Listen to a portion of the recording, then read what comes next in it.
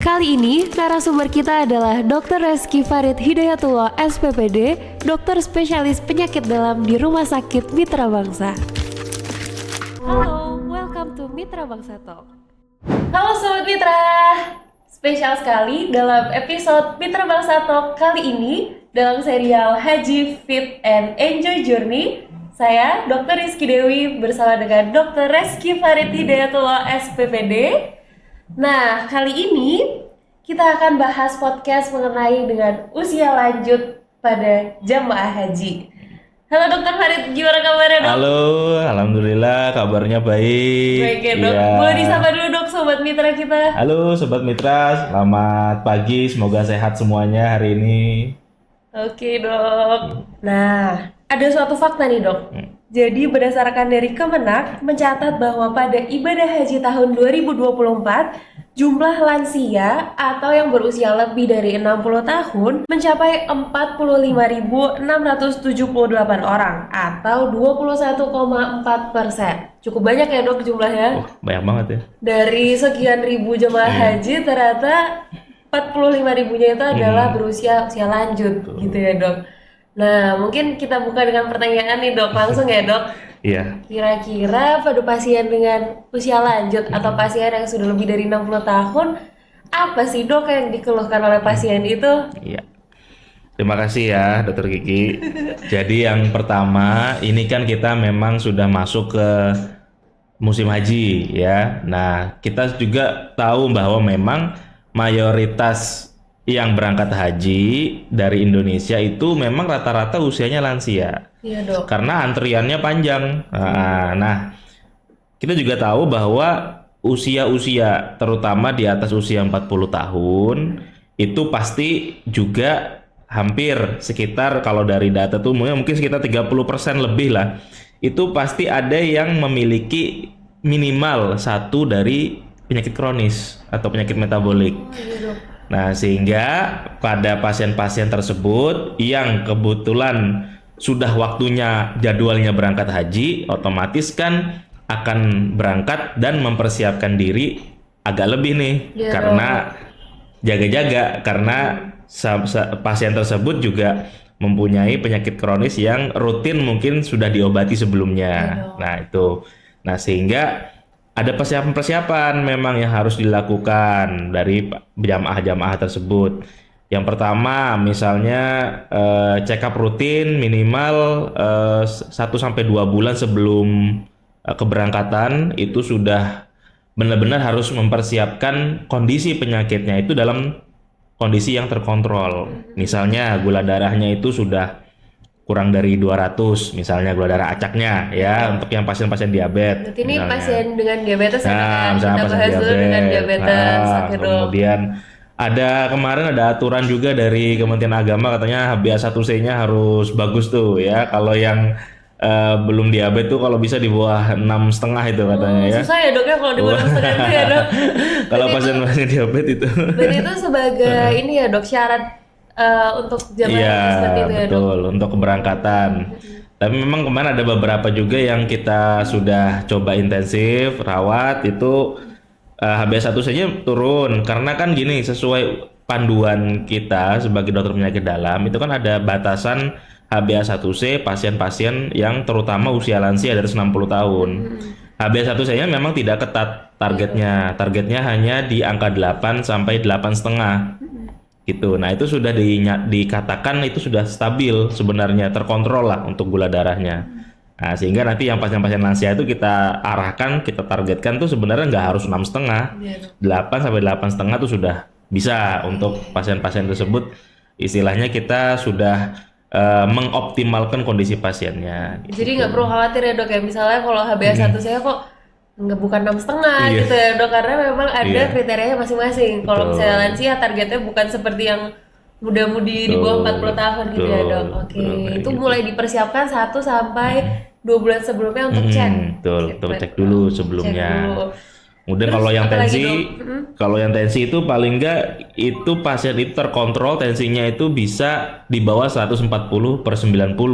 140/90. Jadi harus di bawah itu agar kondisi pada saat beribadah tuh lebih optimal.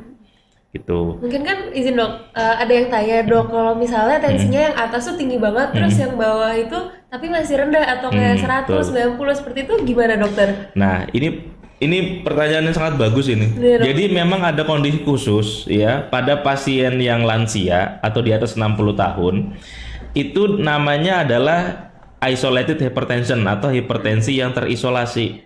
Maksudnya gimana?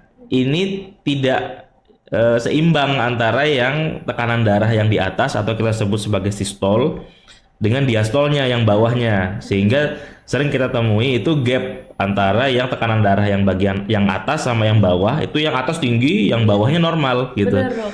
Ini khas memang terjadi pada pasien-pasien lansia. Ini biasanya akibat pembuluh darah pada lansia itu rata-rata lebih kaku daripada yang lebih muda. Nah, sehingga tekanan arterinya juga lebih tinggi, sehingga yang atas itu cenderung lebih tinggi tekanannya. Nah, pada kondisi seperti itu prinsipnya sama, yang atas tidak boleh lebih dari 140 kalau bisa.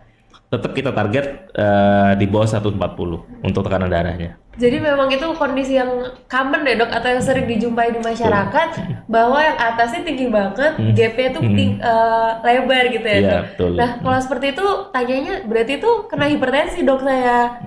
Betul. Terkena hipertensi Tetap dok jawabannya. hipertensi namanya. Tapi tadi namanya jenisnya hipertensi yang terisolasi atau isolated hypertension. Tetap butuh diterapi dok. Tetap butuh diterapi. Jadi pentingnya sobat mitra untuk aware ya dok, bahwa itu juga tanda hipertensi dan harus cek rutin ya dok. Betul. Oke, siap dokter. Untuk tensi ya dok itu. Selanjutnya penyakit-penyakit metabolik lainnya dok. Ini yang paling sering adalah akibat atau komplikasi jadi penyakit kronis. Misalnya sudah ada penyerta penyakit jantung misalnya. Entah itu penyakit jantung yang koroner ataupun gagal jantung. Nah, ini juga perlu diperhatikan. Untuk pasien jantung koroner biasanya ada obat-obatan yang wajib juga diminum seperti anti pembekuan darah. Nah, itu diminum ya. Kemudian pelebar pembuluh darah. Nah, itu juga wajib juga disertakan dalam obat rutin gitu, sehingga pada saat aktivitas itu kita mencegah terjadinya hal-hal yang berakibat komplikasi terhadap penyakit jantungnya. Atau pasien-pasien dengan gagal jantung kita juga harus perhatikan misalnya kondisi volume cairan tubuhnya.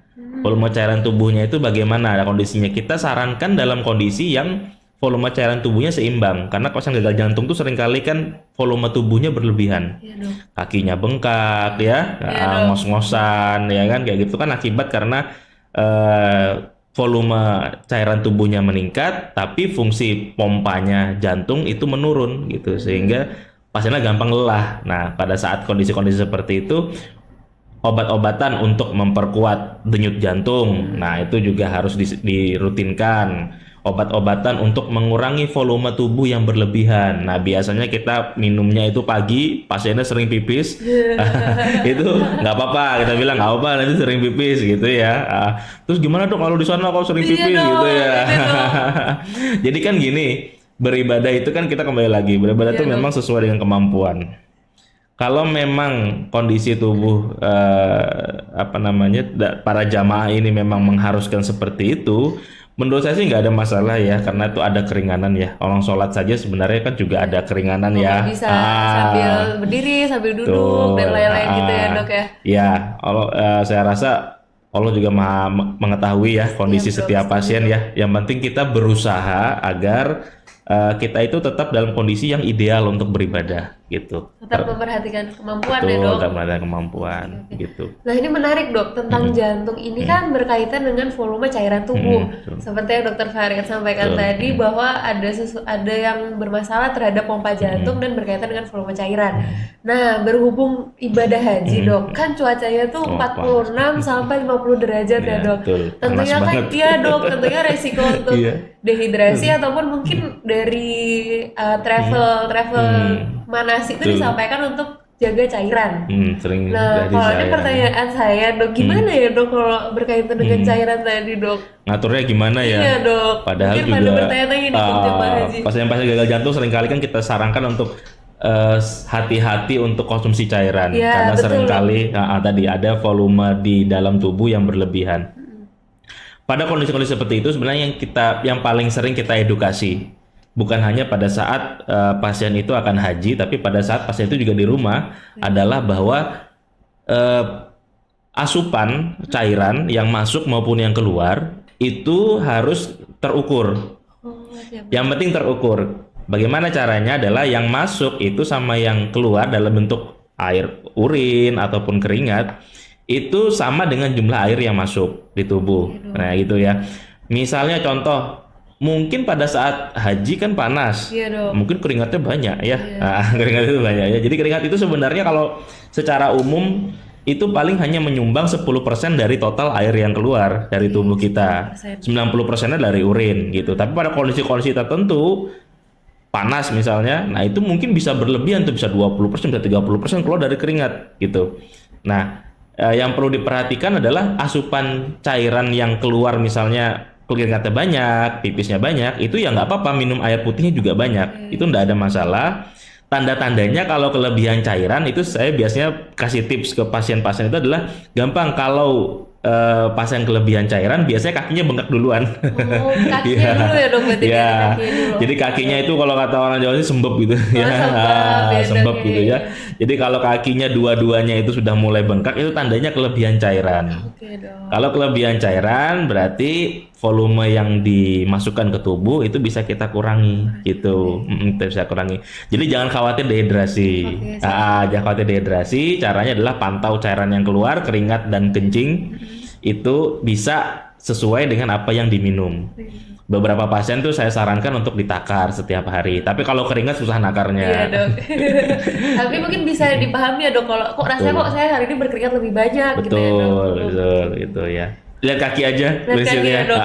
Kalau kakinya nggak bengkak, insya Allah tidak kelebihan cairan, asupan cairannya bisa ditambah. Oke, jadi Betul. parameter awal dan yang mudah dilihat itu adalah kaki ya dok. Ya, kaki dulu Oke, aja. jadi cukup mencerminkan ya dok dari kaki itu ya dok. Betul. Mungkin kan keluhannya bukan bengkak gitu ya dok, kok Iya. kakinya ini agak sembab-sembab ini ya dok Sembab biasanya. tebel gitu rasanya ya. Yang perlu dipahami adalah kalau penyakit jantung tuh sebabnya dua-duanya ya, kakinya ya. Kalau cuma satu bukan gitu. Harus dua-duanya ya Iya, dok. harus dua-duanya. Oke, kalau cuma satu kayak kena meja kayak dok. Itu kita anggap sebagai screening lah. Oke, Kalau iya. dulu kan zamannya COVID kan itu swab antigen itu kan screening. Belum tentu juga itu COVID, tapi kan kalau udah positif kita bisa lanjut ke selanjutnya. Iya, Nah, dok. pada penyakit jantung sama, tanda-tanda overload cairan atau cairan berlebih itu bisa kita lihat itu terutama dari kaki, karena kaki itu kan paling bawah. Iya, dok. Cairan itu pada prinsipnya dia akan cari tempat yang paling rendah dulu. yang Sesuai pertama. gravitasi ya dok. Betul. Oke, siap. Berarti Sobat Mitra bisa menjadikan patokan untuk yang penyakit jantung ya dok, Iya. dilihat dari kaki terlebih dahulu dan tidak usah khawatir terkait dengan intake cairan ya dok. Betul. Tetap tenang dalam ibadah haji, karena kan sejatinya Allah itu memudahkan hambanya gitu ya dok ya. Ah. Sudah keringanan-keringanan itu diberikan oleh Allah gitu ya dok. Oke, siap. Tadi juga obat-obatnya ya dok, penting untuk Sobat betul. Mitra untuk membawa obatnya. Oh iya dok, kalau obatnya gimana dok? Kan Oke. ini kan ibadah haji itu panjang ya dok. Iya. Mungkin untuk jamaah haji yang reguler bisa 30 hari atau lebih Iya. dan durasinya tuh tetap panjang gitu Betul. dok. Gimana dok? Biasanya 40-an hari ya. Iya, 40 Biasanya 40 hari, hari. Dok. Beberapa pasien juga mengatakan, "Dok, obatnya gimana nih? Saya 40 hari di sana," katanya. Iya, Dok. Oke, kalau 40 hari kan biasanya kan kalau obat rutin itu kan 1 bulan gitu. Kalau kita di poliklinik reguler ya biasanya. Tiap bulan datang ya dok? Iya, Dokter Farid. rutin berobat Siapa nih gitu. Sobat Mitra yang tiap bulan ketemu dokter Farid? Iya. Dok, Iya. mungkin saya selingin boleh Iya, ya dok, boleh. kalau ketemu dokter Farid tuh di Mitra Iya. hari Senin sampai Jumat, ada di jam pagi dan di jam sore, dan juga hari Sabtu jam 9 sampai jam 1 gitu ya dok. Tuh. Selingannya lanjut dokter. Iya.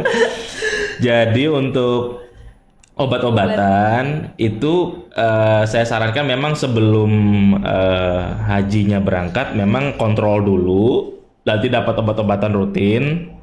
Memang biasanya terutama kalau pasien-pasien yang JKN ya, dalam saya JKN, karena kan kita sebagian besar pasien kita JKN dengan menggunakan fasilitas dari JKN itu kan ada namanya fasilitas obat kronis. Nah, obat kronis itu memang diberikan 1 bulan.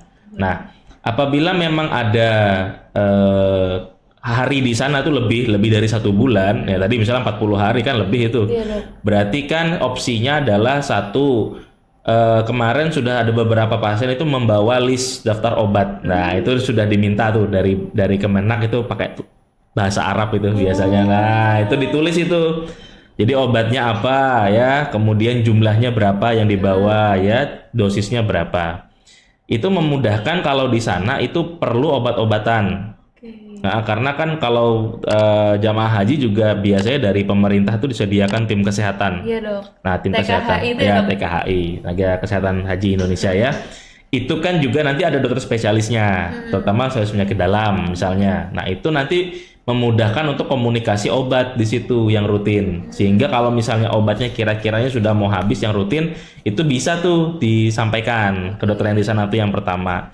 Yang kedua, kalau mau preventif juga boleh, malah mau beli lebih obatnya. Jadi misalnya, oh ini sudah dapat 1 bulan nih, misalnya kira-kira masih sekitar 2 minggu lagi baru pulang ke Indonesia, baru bisa kontrol lagi. Berarti yang 2 minggunya bisa dibeli duluan, nggak apa-apa. Oke dok. Karena apa? Ada namanya kalau bingung belinya gimana dok? Minta kopi resep aja. Nah, itu solusinya gitu. Siap, dok. Biasanya minta kopi resep, nanti monggo bisa diberikan di farmasi, kemudian nanti bisa dapat tuh nanti misalnya 2 minggu lagi, dilebihkan 2 minggu tuh bisa. Ah, kayak gitu. Jadi solusinya seperti itu. Jadi tetap aman deh dok ya, walaupun aman. durasi ibadahnya ini panjang, Ya. tetap better kita bisa preventif Ya, dengan betul. kopi resep tadi ya dok. Ya, tuh kalau misalnya mau beli duluan. Iya, Tapi dok. kalau mau dibawa ke sana pun nggak ada masalah. Tadi kan karena ada tenaga ahlinya juga di sana untuk kesehatan. Kalau untuk dosis-dosisnya itu ada penyesuaian nggak dok untuk ibadah haji atau memang disesuaikan kondisi sebelumnya saja dok? Kalau untuk dosis secara umum tidak ada perubahan untuk dosis karena kecuali pasien-pasien ini menjalani ada yang puasa gitu misalnya ya. Kalau ada yang puasa itu mungkin ada penyesuaian jam minum obatnya. Tapi kalau misalnya kondisinya tidak dalam berpuasa itu secara umum sama saja. Hanya saja mungkin yang diperhatikan karena ada jarak waktu ya antara Indonesia sama Arab Saudi itu kan ada jeda waktu meskipun nggak panjang juga. Iya, dok. Hanya mungkin sekitar 4-5 jam ya kalau nggak salah di sana itu ya. Kan sehingga rata-rata obat kronis itu kan masa kerjanya itu rata-rata panjang, jadi 24 jaman. Saya rasa tidak terlalu berefek untuk jam waktu durasi obat bekerja itu kurang lebih tidak terlalu terpengaruh lah. Kecuali misalnya kita jaraknya tuh sampai 12 jam lebih. Mungkin akan ada perubahan jam minum obat. Tapi kalau untuk di Arab Saudi kemungkinan besar saya rasa tidak ada perubahan. Jadi tetap seperti biasa saja. Jadi terkait dengan perbedaan jam ya dok ya, 4 jam itu 4 sampai 5 jam itu ternyata tidak ada perubahan yang signifikan ya dok. Betul. Berarti jamaah haji tetap tenang saja, nggak apa-apa meminum obat Iya. seperti di Indonesia. Iya, betul. Oke, jadi harus tetap minum obat tapi ya dok. Tetap. Harus tetap rutin ya meskipun ibadah. Oke dok. Nah untuk selanjutnya dok, obat-obatan pribadi itu kan obat terkait dengan yang memiliki riwayat penyakit metabolik ya dok, atau yang memang sudah kontrol rutin setiap bulan mendapatkan obat. Kalau obat-obatan yang lain dok, apakah ada tips dok untuk calon jamaah haji yang lain untuk preventif dok? Ya, jadi kalau untuk obat-obatan yang lain selain penyakit metabolik itu yang dipersiapkan adalah obat-obatan yang terkait infeksi biasanya. Kenapa? Karena mungkin banyak jamaah haji hampir mayoritas itu sebelumnya belum pernah ke luar negeri gitu. Nah, kita mengetahui bahwa di luar negeri itu ya jenis kumannya, jenis bakteri, jenis virusnya itu berbeda dengan di Indonesia. Jadi kalau misalnya mau bawa obat-obatan itu obat-obatan yang sifatnya untuk mengurangi gejala ya. Contoh misalnya obat-obatan flu itu boleh kalau mau dibawa ya sebagai jaga-jaga ya. Obat-obatan flu misalnya ada multivitamin ya silakan, tidak ada masalah ya untuk jaga-jaga. Karena selain penyakit metabolik yang di sana tuh sering terjadi tadi. Jadi karena Infeksi ya dok. ya Karena kan ini ya dok, jamaah dari seluruh dunia ya dok, Betul. berkumpul dari satu, belum tahu kondisinya Iya, masing-masing seperti betul. apa. Apalagi kalau di atas 40 tahun, 60 tahun mungkin fisiknya Betul. tidak seperti ini ya Ya. dok. Karena memang secara umum kan pasien misalnya lansia di atas usia 60 tahun itu kan memang ada namanya kita sebut sebagai geriatric giant. Jadi geriatric giant itu adalah hal-hal yang kondisi-kondisi khusus yang hanya terjadi pada usia lansia. Nah, itu salah satunya adalah penurunan dari kerja sistem imun secara alami. Kita sebut itu namanya immunosenescence. Nah, itu otomatis sehingga apa? Daya adaptasi terhadap infeksi baru pada pasien yang lansia itu cenderung lebih rendah daripada yang bukan lansia. Gitu. Ya, betul tadi. Ada pasien dari Afrika, Iya dari dok. Eropa ya. Masing-masing mungkin istilahnya kita sebut itu kan kuman-kumannya bisa berbeda itu dari Indonesia. Nah, itu.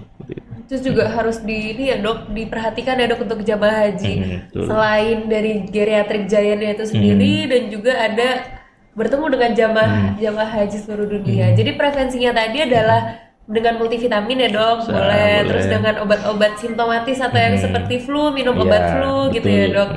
Oke, kalau multivitamin itu dikonsumsi tiap hari dok? Kalau multivitamin prinsipnya seperti ini. Kalau untuk multivitamin itu adalah obat-obatan penunjang. Jadi memang tidak wajib untuk diminum setiap hari.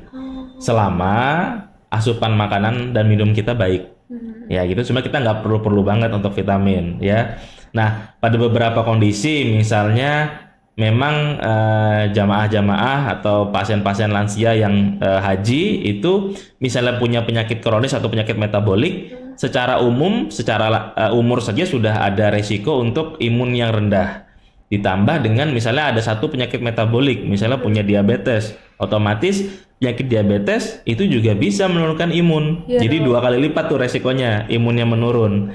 Nah, pada pasien-pasien yang seperti ini, itu bisa kita sarankan multivitamin yang menstabilkan imun tubuh, ya, menstabilkan imun tubuh sehingga bisa preventif terhadap penyakit-penyakit infeksi. Jadi ada vitamin yang memang sifatnya itu imun booster, ada. Meningkatkan imun, ada yang menstabilkan imun. Oh, berbeda ya dok? Berbeda, Ada, betul. berarti nggak hanya vitamin kan mungkin taunya sobat Fitra ataupun saya sih dok, mungkin tahu vitamin ya vitamin aja untuk boost imun gitu. Ternyata berbeda ya dok, ada imun booster dan juga ada menstabilkan. Iya, imun stabilizer. Gimana itu bedanya dok? Bedanya kalau yang imun stabilizer itu dia tidak menambah istilahnya jumlah sel imun kita, tapi dia hanya mengoptimalkan kerja dari imun yang sudah ada. Kayak gitu. Ya itu misalnya contoh vitamin D. Nah, itu tuh termasuk imun stabilizer. Itu indikasinya berbeda ya dok? Kapan harus diberikan imun stabilizer, kapan harus diberikan yang booster ya dok? Iya, kalau imun stabilizer itu bisa kita berikan hampir setiap hari boleh diberikan. Nah, kalau imun booster itu ada jangka waktunya. Biasanya setelah diminum 2 minggu berturut-turut tuh harus ada istirahat dulu. Gitu. Mungkin ini lebih lanjut bisa konsultasi langsung ke dokter Farid ya dok ya, karena kan memang tergantung kondisi dari kita masing-masing ya dok. Saya mungkin berbeda dengan yang lainnya. Ada yang butuh imun booster, ada yang butuh imun stabilizer. Jadi itu pentingnya vitamin dan juga obat-obat simptomatik lainnya gitu ya dok. Mungkin ada tambahan lagi dok untuk obatnya dok yang menjadi penting untuk calon jamaah haji ini dok? Iya, beberapa pasien dengan jamaah haji itu juga ada beberapa penyakit yang juga diharuskan untuk minum obat rutin di luar dari penyakit metabolik. Misalnya pasien-pasien dengan penyakit autoimun, ya, kemudian pasien-pasien dengan misalnya penyakit hipertiroid. Nah, itu juga saya ada beberapa yang pasien-pasien sebelum haji itu konsultasi. Prinsipnya tetap sama untuk obat-obatan yang memang indikasi diminum secara jangka panjang, maka tetap dilakukan minum obat secara rutin itu ya. Jadi prinsipnya minum obat itu sesuai dengan penyakitnya. Penyakitnya penyakit kronis, berarti minum obatnya juga kronis jangka panjang ya. Ya ke penyakit yang akut seperti infeksi, batuk pilek ya, infeksi saluran napas misalnya. Itu ya diobati dengan obat-obatan yang memang jangka pendek saja. Jadi tidak diminum jangka panjang.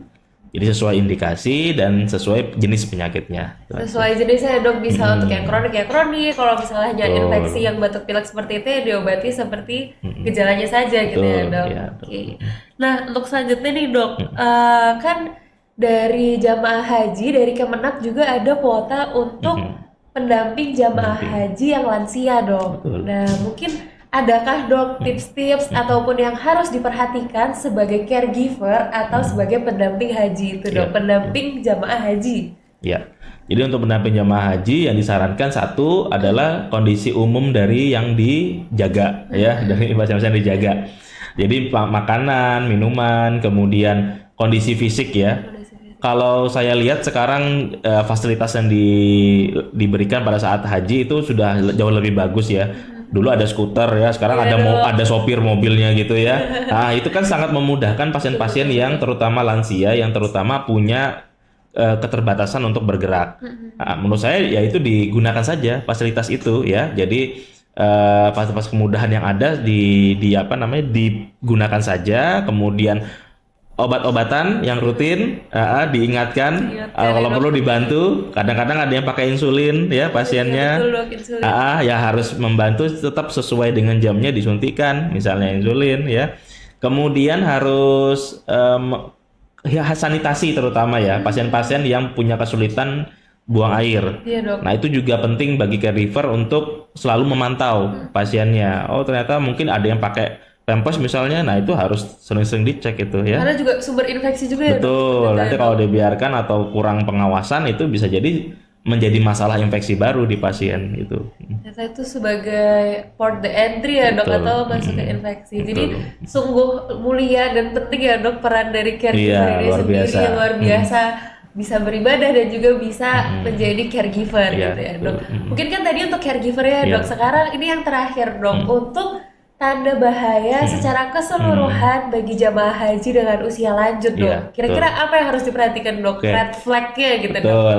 Yang pertama adalah kondisi umum pasien itu ya seperti biasa pasien tampak lemas misalnya ya, atau pasien ini disorientasi ya, hati-hati. Oke. Jadi kalau disorientasi itu gini, jadi kalau ini siang ya, tapi nggak tahu kalau ini siang dikira pagi atau dikira malam. Nah itu hati-hati, itu tanda-tanda disorientasi, itu mungkin tanda-tanda perburukan dari penyakit kronis atau ada masalah di dalam otak. Nah itu bisa ya. Kemudian adalah kondisi-kondisi yang misalnya gini, kemarin makannya bisa lahap, hari ini makannya jadi berkurang, tahu-tahu nggak mau makan. Nah itu juga hati-hati ya, hati-hati. Kenapa? Karena kalau lansia kadang-kadang kalau kena penyakit infeksi itu keluhannya tidak sesuai sama penyakit infeksinya. Contoh, misalnya kena infeksi saluran napas, Iya, dok. mungkin pasiennya nggak batuk. Mungkin pasiennya nggak batuk, nggak sesek, tapi tahu-tahu mungkin tidak mau makan, diem aja. Nah gitu tuh memang harus lebih care terhadap pasiennya. Jadi kalau tanda-tanda seperti itu, saya sarankan itu segera aja bawa ke fasilitas kesehatannya dulu untuk dipastikan. Misalnya mau tawaf, ternyata kok hari ini kok diem aja nggak mau makan. Nah ini apalagi kalau ditanya komunikasinya jadi kurang lancar, bingung gitu. Nah itu kalau bisa diperiksakan dulu, dipastikan status cairannya, kemudian tekanan darah, kemudian mungkin dicek gula darahnya, itu bisa dulu di fasilitas kesehatan. Setelah dipastikan aman, baru bisa dibawa ibadah. Ternyata penting banget ya, dok. Bahkan dari rasa-rasa yang kok hari ini saya nggak doyan makan, hari ini kok makannya berkurang, ternyata itu bisa mencerminkan suatu kondisi ya, dok. Betul. Ternyata itu penting banget. Jadi penting sekali untuk para jamaah haji untuk mengenali diri sendiri dan sadar akan kondisi sendiri ya, dok. Betul. Disadari gitu. Oke, dok, ternyata kita sudah di penghujung podcast kita ini, dok. Dan jangan lupa juga untuk Sobat Mitra untuk like, komen, dan subscribe dari konten kita ini ya, dok. Karena nantinya akan ada banyak podcast, konten-konten seru ini yang walaupun hanya singkat tapi isinya daging gitu ya, dok. Nah, untuk Sobat Mitra, saya sampaikan juga bahwa Dr. Farid ini ada klinik geriatri di Rumah Sakit Mitra Bangsa. Jadi klinik geriatri itu apa ya, dok ya? Singkatnya, dok. Memang klinik atau pelayanan yang dikhususkan untuk pasien-pasien di atas usia 60 tahun dengan minimal satu penyakit kronis, satu penyakit metabolik. Jadi spesifik gitu ya, dok ya, untuk bapak ibu atau yang memiliki orang tua ataupun relatif atau keluarga. Nah, apabila lebih dari 60 tahun biasanya sudah ada penyakit minimal satu ya, dok ya, tadi di atas 40 tahun itu minimal satu, bisa langsung diperiksakan ke klinik geriatri Rumah Sakit Mitra Bangsa. Nah, dok, di podcast kita kali ini nih, dok, kita juga ada hadiah menarik. Hadiah menarik ini, dok, caranya Sobat Mitra bisa komen insight atau apa sih yang menarik dari video ini yang wah saya baru tahu nih kalau kayak gini, oh ternyata gini ya, dok, kayak gitu-gitu boleh di komen. Nanti kami akan pilih dan kami berikan hadiah menarik lewat e-money. Nah, menarik banget ya, dok ya. Wah, harus rajin-rajin komen berarti. Iya, dok, nanti komen yang banyak ya, nanti dapat e-money lumayan ya. Saya boleh komen juga. Boleh, dok, tapi nanti nggak kami pilih sih, dok. Nah, sepertinya sudah cukup ya, dok. Ya, episode kita kali ini kami ucapkan terima kasih banyak untuk Dr. Farid. Ya, terima kasih juga Dr. Gigi. Mungkin ada ini, dok, mau mengucapkan selamat berhaji atau apa, dok, kepada Sobat Mitra. terima kasih kepada para sobat mitra sekalian. Saya ucapkan bagi yang sedang akan menjalani ibadah haji, semoga hajinya mabrur ya. Amin. Berangkat dalam keadaan sehat, pulang dalam keadaan sehat ya, dan ibadahnya diterima oleh Allah Subhanahu wa taala. Amin, amin. Semoga haji yang menyenangkan seperti judul kita ya, Dok. Ya. Haji fit and enjoy journey. Nah, sudah di penghujung acara, saya Dr. Rizky Dewi. Saya Dr. Rizky Farid Hidayatullah, spesialis penyakit dalam. Izin undur diri. Sampai jumpa Sobat Sampai jumpa. Mitra.